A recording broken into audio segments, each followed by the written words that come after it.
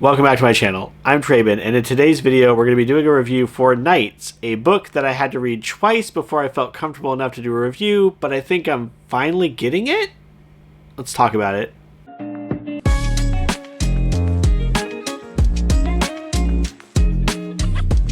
Nights is a comic book that I picked up on a whim. I saw this cover and I just couldn't resist. It looked so interesting. The Vespa in particular made me think of like Fully Cooley, and I read the back of the book. It sounded very engaging, so I picked it up and just thought, this would be fun, something fun to read. And it's honestly one of the better comics I've read this year. I'm actually very excited about it. I'm glad I found it. And so I wanted to share it with everybody and talk about it for a minute. The story follows Vince Okonoma, whose mother just passed away, and he is moving in with an uncle who's not really his uncle. It's just like a close family friend. But the world that he inhabits, like immediately, as soon as you set out, page 1, is so wild. Florida is owned by Spain. America consists of 31 states. Vampires, ghosts, and other supernatural creatures are common and benign. The internet is infantile and irrelevant, and that is written in English, Japanese, Spanish, and German. And these 4 languages are prevalent throughout the comic. It's one of the things that I find most intriguing about it is this fusion of cultures, which we'll get into a little bit later on in the review. So Vince shows up to his uncle's place, and we slowly get introduced to this kind of found family, weird living situation he's in. So we've got his uncle Ivory, who is working odd jobs. He's at one point trying to become a substitute teacher or a teacher at the school. But really what his job is he's an assassin. We have Matt, who is just like another friend that stays in the house and kind of takes care of all the like day-to-day things. He ends up very quickly becoming a ghost.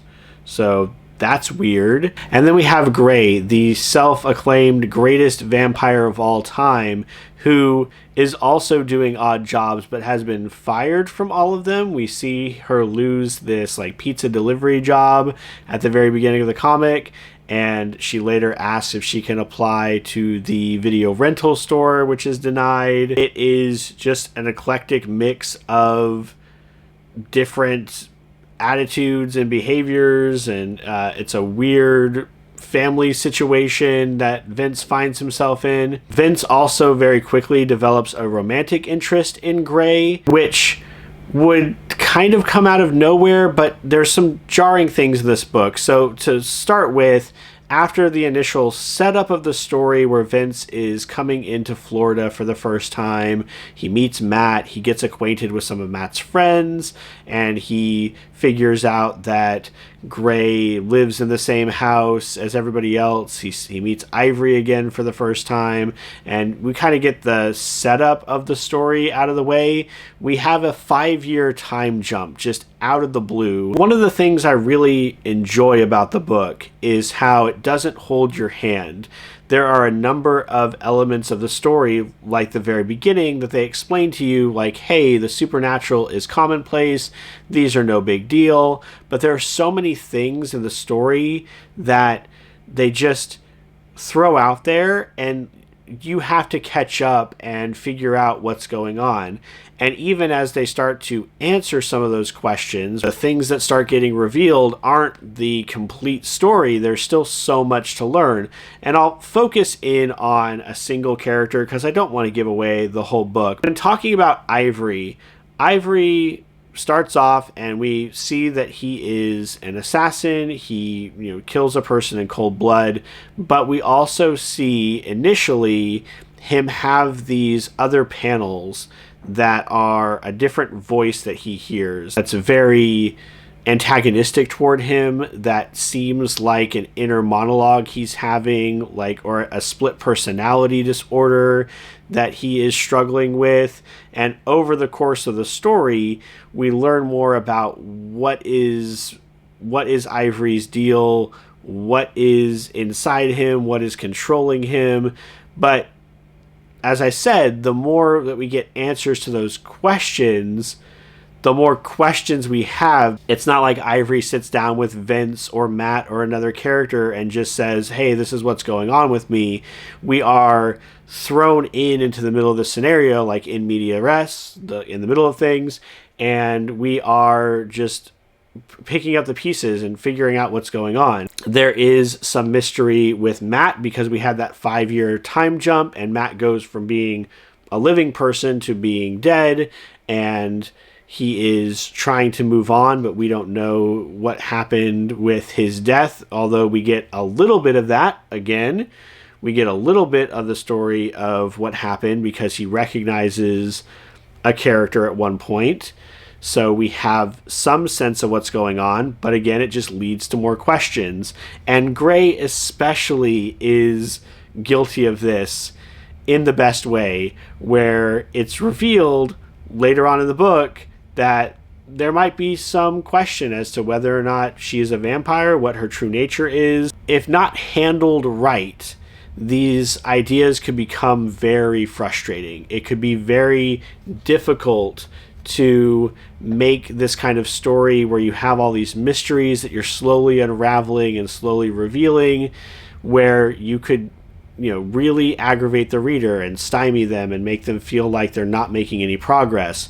But the way they dole out just a little bit of information at a time, a little bit of breadcrumbs, like here's a little bit about what's going on with Matt's story, here's a little bit about what's going on with Ivory, here's a big finish that completely upends everything you thought you knew about the title. That's why I had to read it twice. The end of this book is crazy, and you have to go back and really look at it through a different lens of knowing where it's heading to try to figure out more of what's going on in the story. I did initially have a little bit of difficulty with keeping characters straight because they do drop you in and introduce a bunch of characters very quickly, some of which kind of fall off very early on in the story. Others that come later when Vince makes some friends in high school. For as short as this title is, 5 volumes, there are quite a number of characters to kind of to keep track of and all their interpersonal connections. I think it was a very bold choice to have so many languages represented in this book. So we have Gray, who is originally German, so she uses some German phrases. She is haunted by what looks like a Spanish conquistador who speaks Spanish.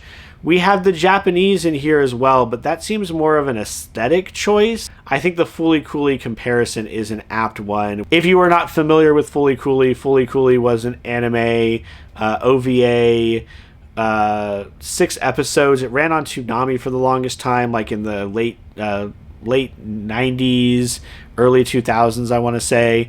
Very foundational in my journey with anime and manga and things like that.